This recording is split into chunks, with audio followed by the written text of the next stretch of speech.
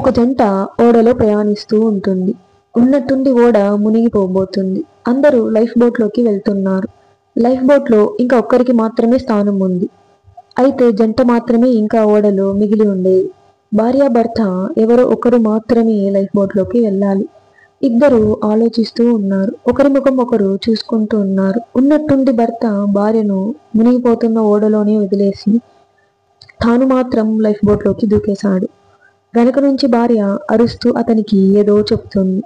ఇలా తాను చెబుతున్న కథను మధ్యలోనే ఆపేసిన ఒక ఉపాధ్యాయురాలు పిల్లలు ఆవిడ భర్తతో ఏమని చెప్పుంటుంది చెప్పగలరా అని ప్రశ్నిస్తుంది. ఆ పిల్లలందరూ ఒక్కసారిగా ఇంత మోసమా, నిన్ను గుడ్డిగా నమ్మినాను అని ఉండొచ్చు టీచర్ అని అంటారు. అయితే ఒక బాబు మాత్రం మౌనంగా కూర్చొని ఉంటాడు. టీచర్ ఆ బాబుని అడిగింది, నువ్వేమని చెప్తావు అని. ఆ బాబు చెప్తాడు, మన పిల్లల్ని భద్రంగా చూసుకో అని చెప్పుంటుంది టీచర్ అని అన్నాడు. టీచర్ కళ్ళల్లో ఆశ్చర్యం. నీకు ఈ కథ ముందుగానే తెలుసా అని అడుగుతుంది. బాబు తల అడ్డంగా ఊపుతూ, లేదు, నాకు ఈ కథ తెలియదు, కానీ మా అమ్మ జబ్బుతో చనిపోతూ మా నాన్నతో అదే చెప్పింది. మన బాబు జాగ్రత్త అని అన్నాడు. ఈసారి టీచర్ కళ్ళలో నీళ్లు తిరిగాయి. ఈ కథలో కూడా భార్య భర్తతో ఇదే చెప్పింది. నీ సమాధానమే సరైనది. ఇక కథ విషయానికి వస్తే, భర్త ఇంటికి చేరి తన కూతుర్ని కంటికి రెప్పలాగా చూసుకుంటాడు. చదివించి పెళ్లి చేసి ఒక మంచి జీవితాన్ని ఇస్తాడు. ఒకరోజు కాలం చేస్తాడు.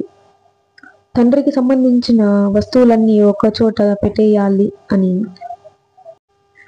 చనిపోయిన తన తండ్రి వస్తువులను కూతురు సర్దుతున్న సందర్భం అది. అందులో తండ్రి రాసి ఉన్న ఒక డైరీ కనపడింది. అందులో ఆయన తన భార్యకు చెప్పుకున్నట్లు ఇలా రాసి ఉన్నాడు.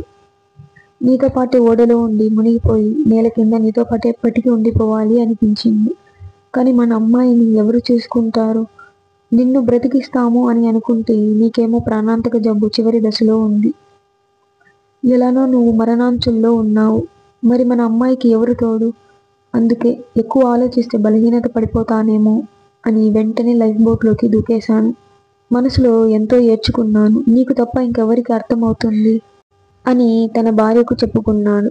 ఆ డైరీని చదవక ముందు వరకు తన తండ్రి ఆయన ప్రాణాలను కాపాడుకోవటానికి తల్లిని అలా వదిలేసి వచ్చేశాడు అని అనుకున్న ఆ కూతురు తండ్రిని ఎంత పెద్ద అపార్థం చేసుకున్నానో అని కుమిలిపోయింది. అందుకే మిత్రమా, పైన ఏదో చూసి ఎప్పుడు ఎదుట మనిషిని మనం నిర్ణయించకూడదు. ఎవరు ఏంటి అని మనకు తెలియని లోతులు ఎన్నో ఉండొచ్చు. జీవితంలో తొందరపడి నిందించకూడదు.